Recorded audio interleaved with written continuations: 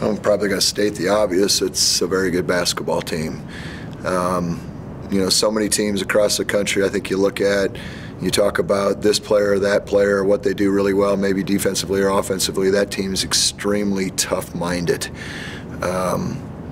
Each possession, offensively and defensively, they control their destiny, and they don't splinter ever.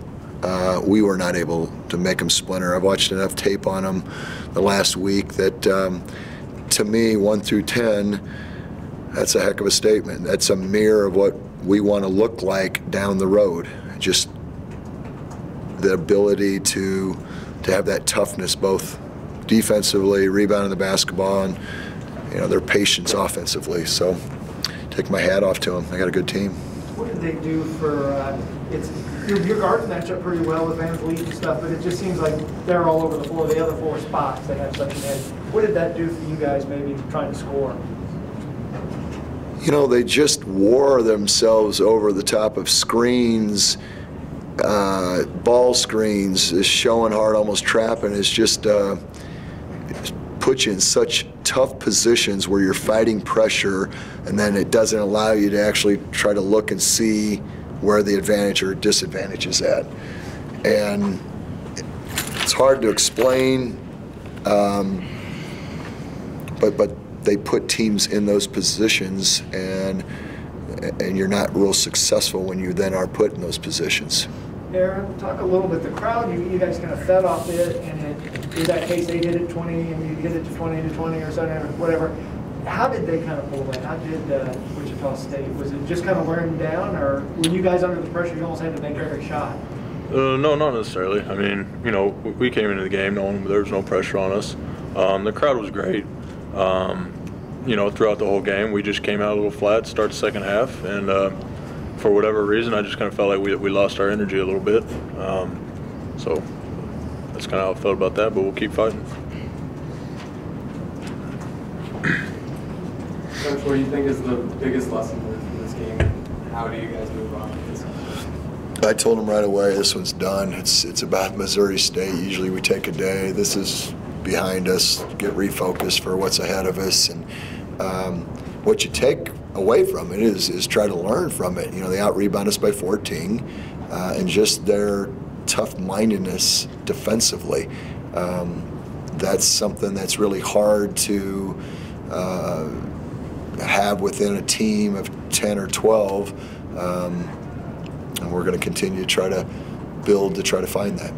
Coach, based on your experience, because you've been on the Gonzaga end of it when they were doing things and making a national splash, is Wichita State, I mean, were they what you thought they were as far as abilities and their place nationally? Because they'll probably be the #3 team in the country now. To me, no doubt. Again, if they were just about offense and outscoring people, they're not. Somebody gave me a statistic before the game, and I don't know if I have this correct, but over the last 3 years, they've only been out-rebounded 13 times. That's a crazy stat. You're talking about 100 games now where you've only been out-rebounded 13 times over 3 years.